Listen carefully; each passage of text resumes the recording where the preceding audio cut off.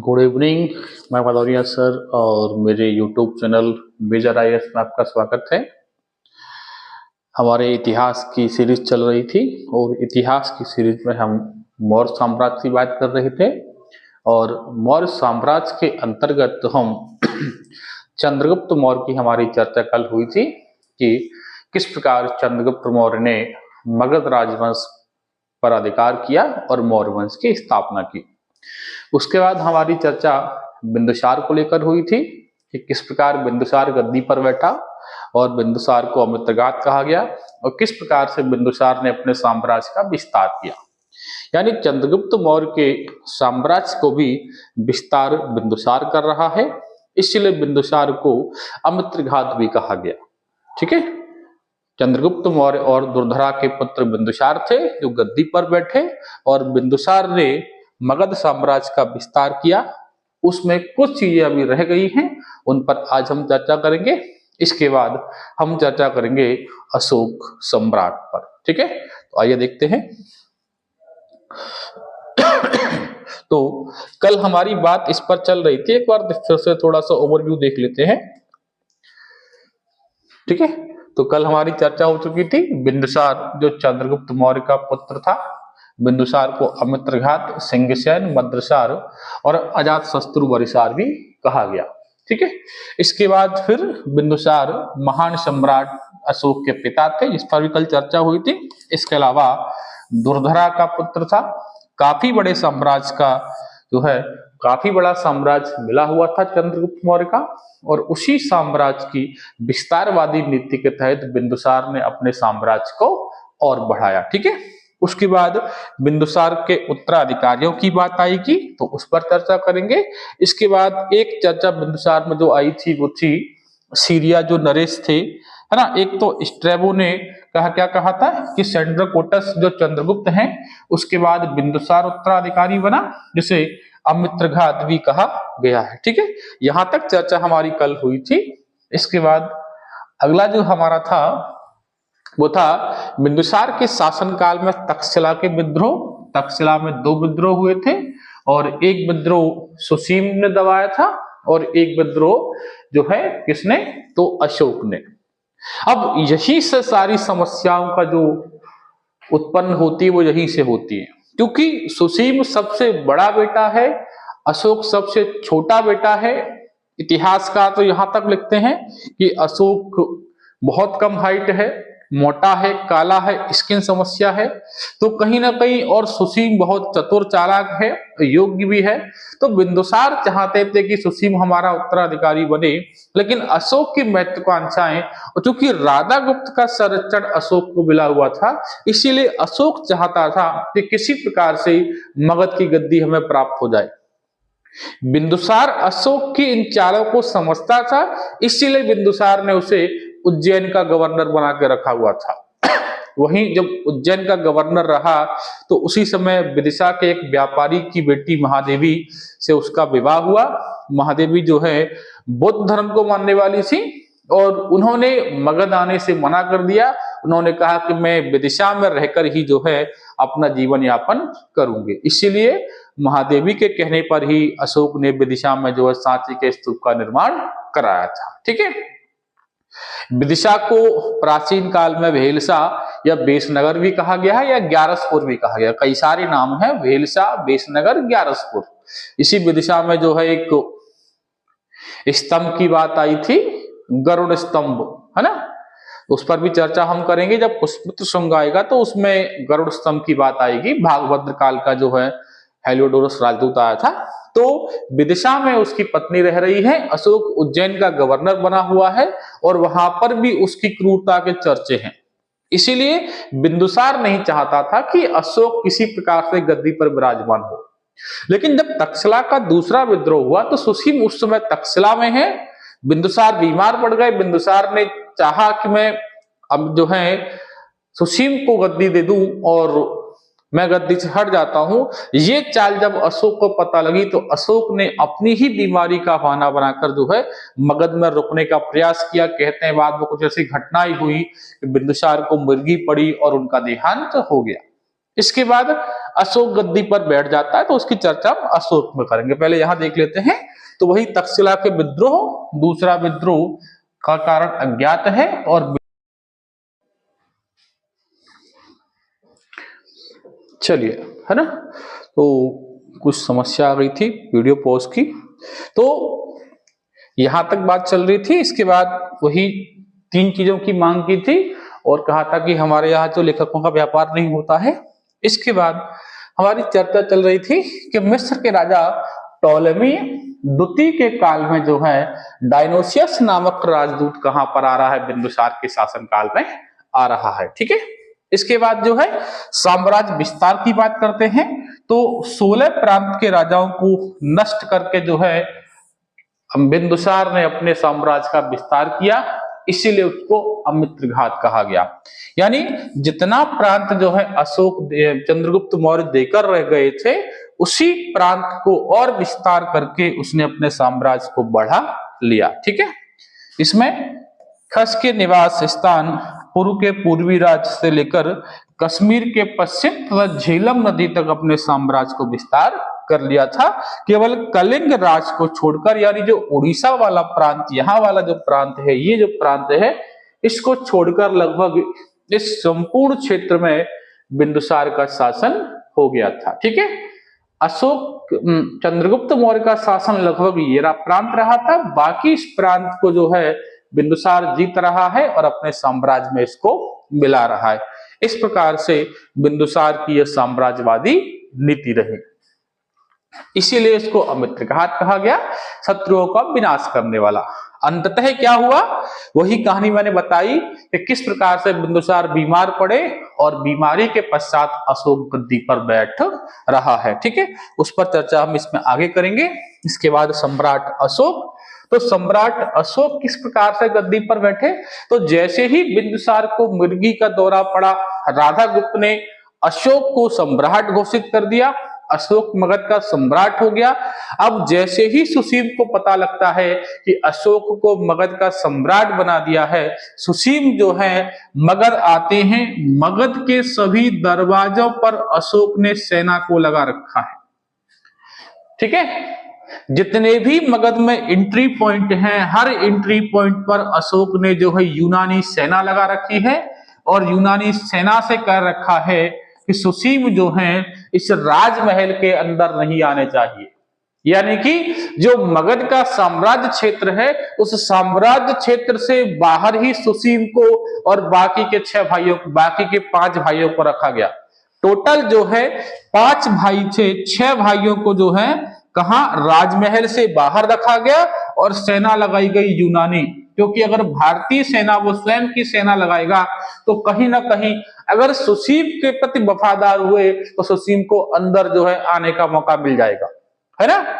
इसीलिए क्या कर रहा है, उसने महल के बाहर, ये मान के चलिए महल है, महल के ये दरवाजे हैं, और हर दरवाजे या मगध का जो क्षेत्र है ये महल वाला क्षेत्र है, मगध के सभी दरवाजों पर यूनानी सेना लगा रखी है। क्योंकि यूनानी सेना का सुसीम के प्रति कोई वफादारी का सिस्टम नहीं है। अगर मगध की सेना लगाई जाएगी और वो सुसीम के प्रति जो है वफादार हैं, तो कहीं ना कहीं सुसीम को और बाकी के 6 भाइयों को महल के अंदर जो है एंट्री मिल जाएगी। इसीलिए अशोक और राधा गुप्त जो हैं उन्होंने क्या किया है, यूनानी सेना को लगा रखा है। अशोक और राधा गुप्त हर एक क्षेत्र पर यूनानी सेना लगा रखी है कि किसी भी प्रकार से सुसीम अंदर नहीं आ पाए। 273 में जो है 273 ईसा पूर्व में बिंदुसार मरते हैं, और 273 से लेकर 269 ईसा पूर्व तक ये संघर्ष चला। 4 साल अशोक और सुसीम के मध्य संघर्ष चल रहा है, और इस संघर्ष में अंततः विजय अशोक की हुई। ठीक है, क्या हो रहा है, 273 से लेकर 269 तक संघर्ष चला। 273 से लेकर 269 तक संघर्ष इसी महल के अंदर जो है एंट्री के लिए चला, लेकिन वो एंट्री कहीं भी जो है वो प्राप्त नहीं हुई। 4 साल तक अशोक ने दरवाजे पर सेना लगा रखी है, यूनानी सेना, और बैरियर लगा रखे हैं सुसीम के लिए। 4 साल सुसीम ने संघर्ष किया, लेकिन अंततः यूनानी सेना ने सुसीम की हत्या कर दी, अशोक ने सुसीम की हत्या करवा दी, और अंततः 4 वर्षों के संघर्ष के पश्चात जो है अशोक गद्दी पर बैठ रहा है।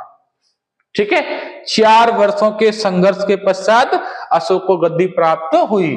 तो मौर्य सम्राट बिंदुसार और शुभद्रांगी के पुत्र चंद्रगुप्त मौर्य के पोते, इनका नाम क्या पड़ता है? देवनाम प्रियदर्शी। आपको आगे देखने को मिलेगा देवनाम प्रिया या देवनाम प्रियदर्शी, जिसका मतलब होता है देवताओं को प्रिय लगने वाला। ठीक है, उसको गद्दी जो है प्राप्त होती है। भारत के महानतम सम्राटों में से एक माने जाते हैं। इनका जन्म 304 ईसा पूर्व में हुआ था। कब हुआ था? 304 ईसा पूर्व में।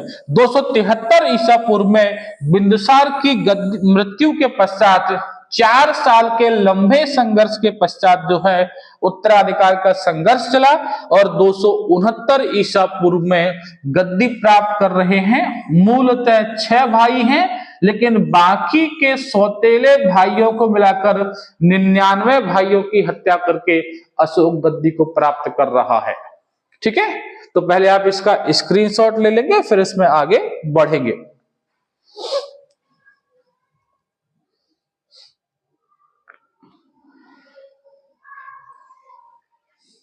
ठीक है, चलिए। तो 273 के बाद 4 साल के लंबे संघर्ष के पश्चात अशोक क्या है? गद्दी पर बैठ रहा है। ठीक है, 269 की बात हो जाती है, अशोक गद्दी पर बैठ रहा है। अशोक की गद्दी पर बैठने के पश्चात सबसे पहले अशोक सम्राट बना। ठीक है, क्या है? 273 से 269 ईसा पूर्व क्या चल रहा है? संघर्ष गद्दी के लिए। इधर पहले अशोक क्या रहा? गवर्नर। कहां का? उज्जैन का। विवाह किससे हो रहा है? महादेवी। ये विदिशा की राजकुमारी है। विदिशा की व्यापारी की पुत्री है, व्यापारी की पुत्री। ठीक है, इन्हीं के कहने पर सांची का स्तूप,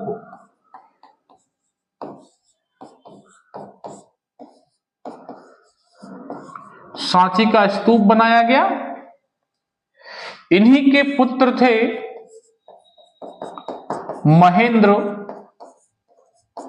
और पुत्री थी संघमित्रा। ठीक है, महेंद्र और संघमित्रा जो है पुत्र और पुत्री हैं। इन्हीं को बाद में बौद्ध धर्म के प्रचार के लिए श्रीलंका भेजा गया।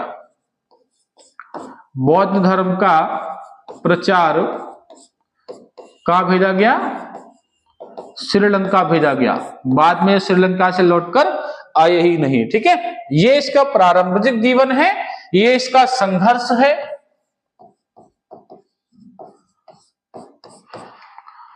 और 4 साल के संघर्ष के बाद गद्दी प्राप्त होती है, और इस गद्दी प्राप्त करने के पश्चात सबसे पहले जो है अशोक ने अपने साम्राज्य का विस्तार किया, और इसी विस्तार के क्रम में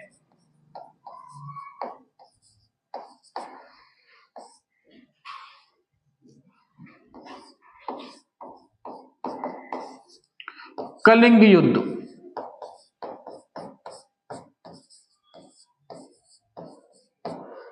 ठीक है, 261 ईसा पूर्व का कलिंग युद्ध। ये कलिंग है उड़ीसा। वर्तमान में एक ट्रेन भी चलती है उत्कल कलिंग, है ना। तो कलिंग युद्ध 261 ईसा पूर्व में हो रहा है और इस कलिंग युद्ध में भीषण युद्ध हुआ। इतिहासकार कहते हैं कलिंग में जो पॉपुलेशन थी, जनसंख्या थी, वो लगभग 7.5 लाख थी। कितनी थी? 7.5 लाख। और इस 7.5 लाख की जनसंख्या में, ठीक है, 7.5 लाख की जनसंख्या में से 20% लोग मारे गए और 15% लोग हताहत हुए। तो आप समझ सकते हैं कि इस कलिंग के युद्ध में कितने भयावह दृश्य रहा होगा। यानी कि कलिंग की जो पॉपुलेशन है 7.5 लाख है, 7.5 का 20% तो मारे गए युद्ध में, 15% हताहत हुए। इस प्रकार से कलिंग में खून की नदियां बह गई। अशोक के जीवन का सबसे भीषण युद्ध है और इस युद्ध में कलिंग जो है लगभग आधा बर्बाद हो गया। बाद में कहते हैं कि एक बौद्ध भिक्षु उसी युद्ध के दौरान जब अशोक से मिले तो उन्होंने अशोक से कहा कि आप युद्ध भले ही जीत गए हैं, लेकिन मानवता के युद्ध में आप हार चुके हैं। यानी कि युद्ध जीतने के लिए आपने मानवता को मार दिया, इतने लोगों को मार दिया। आप एक राजा के तौर पर युद्ध जीत सकते हैं, लेकिन एक व्यक्ति के तौर पर, एक मानव के तौर पर आप युद्ध हार चुके हैं। इतना भयावह दृश्य देखिए, खून की नदियां बह रही हैं। कहते हैं उस बौद्ध भिक्षु का इतना प्रभाव पड़ा कि अशोक को आत्मग्लानि हुई और इस आत्मग्लानि के पश्चात अशोक ने उसी कलिंग के युद्ध के पश्चात तलवार को त्याग दिया। अशोक की तलवार का त्यागना भी कहीं ना कहीं मौर्य साम्राज्य के पतन का एक कारण माना जाता है, क्योंकि इसके बाद मौर्य साम्राज्य में कोई युद्ध नहीं हुआ। एक राजा के लिए अपना कोष भर के रखने के लिए युद्ध का करना बहुत आवश्यक है, क्योंकि एक राज्य को या तो टैक्स मिलता है या फिर जो है युद्ध से जीता गया धन मिलता है। अब यहां पर अशोक जैसे ही कलिंग का युद्ध जीतता है, उसके बाद एकदम से उसका मूड चेंज होता है, उसको दुख होता है और वो अहिंसा अपना लेता है। यानी कि हिंसा करने वाला, युद्ध करने वाला हिंसा से अहिंसा की ओर बढ़ गया। इसने अपने भतीजे सुसीम का जो लड़का था उपगुप्त, उससे बौद्ध धर्म की दीक्षा ली और बौद्ध बन गया। बौद्ध धर्म की दीक्षा ली और क्या बन गया? बौद्ध बन गया। ठीक है, बौद्ध बनने के पश्चात अशोक ने पूर्णतः हिंसा पर रोक लगा दी। क्या कर दिया? पूर्णतः हिंसा पर रोक, और कहा कि अब हमारे राज्य में किसी प्रकार की कोई हिंसा नहीं होगी। और बौद्ध बनते ही सबसे पहला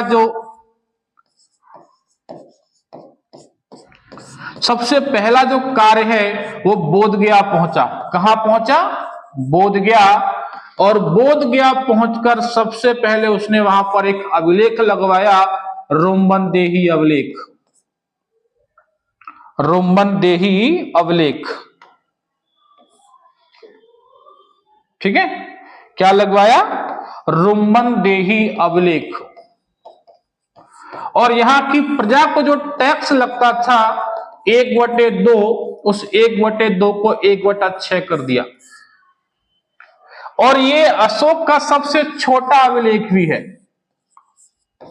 सबसे छोटा अभिलेख जिसको अशोक ने बोधगया में लगवाया। और यहां पर प्रजा के जो कृषि टैक्स था उसको क्या कर दिया? कम कर दिया।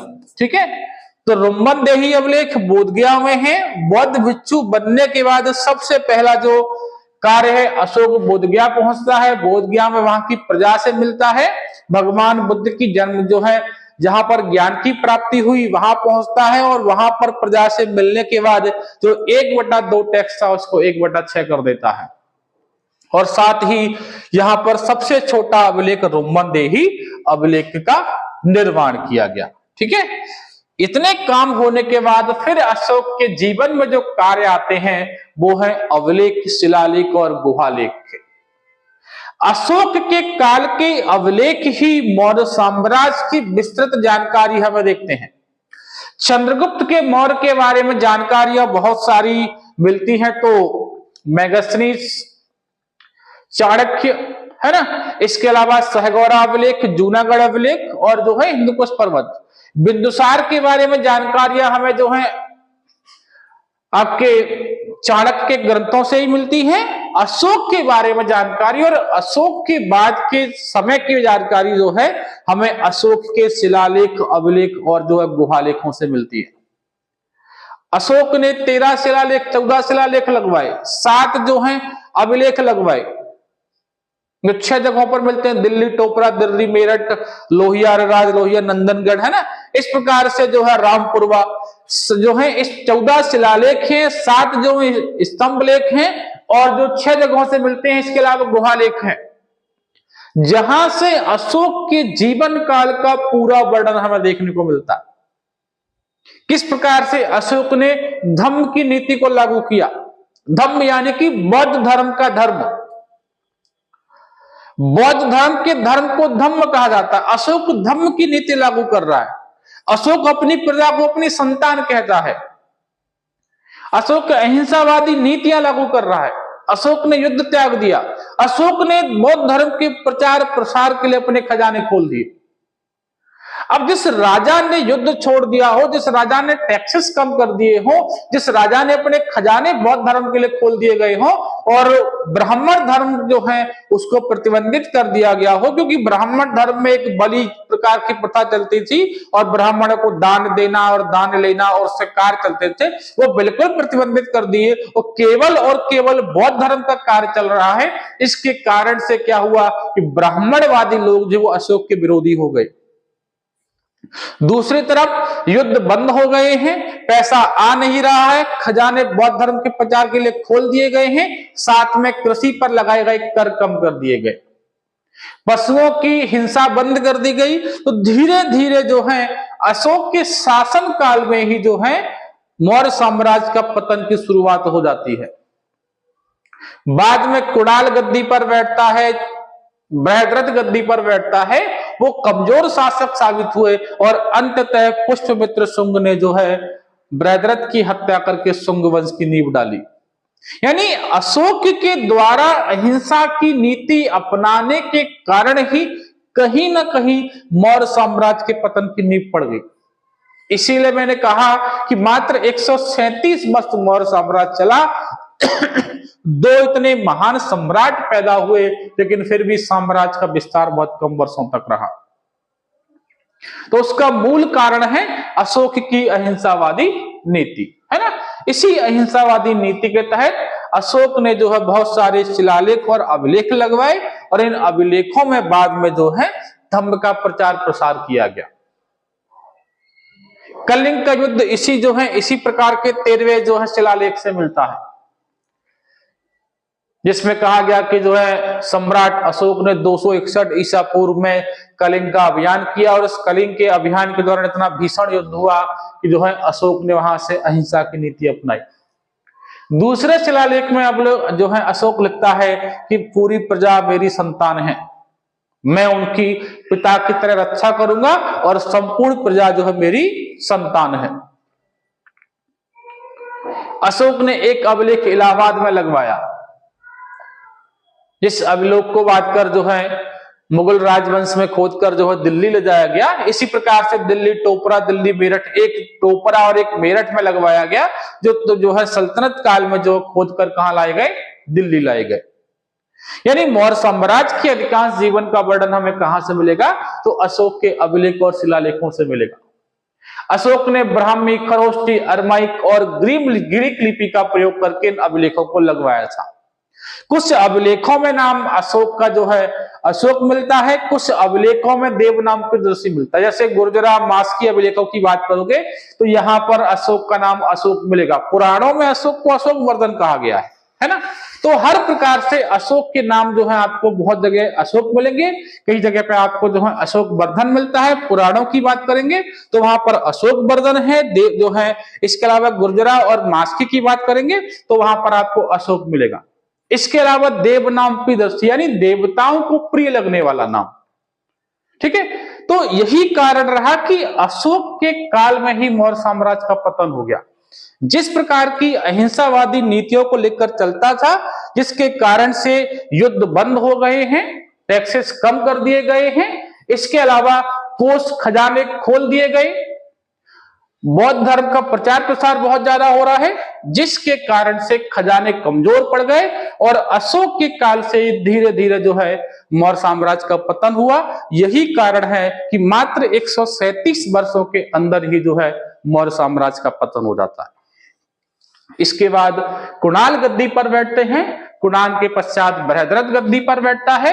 क्योंकि ब्राह्मणवादी परंपराओं को बंद कर दिया था, यही कारण था कि ब्राह्मण धर्म को मानने वाले लोगों ने पुष्पमित्र शुंग को भड़का दिया कि भाई अशोक जो है बौद्ध धर्म का प्रचार प्रसार कर रहा है और ब्राह्मण धर्म के लोगों के लिए बहुत सारे प्रतिबंध लगा दिए गए हैं। इसीलिए बृहद्रथ के सेनापति पुष्पमित्र शुंग ने जो है बृहद्रथ की हत्या करके शुंग वंश की स्थापना की, है ना। इस प्रकार से मौर्य साम्राज्य का बहुत कम वर्षों के अंतर्गत ही पतन हो जाता है, ठीक है।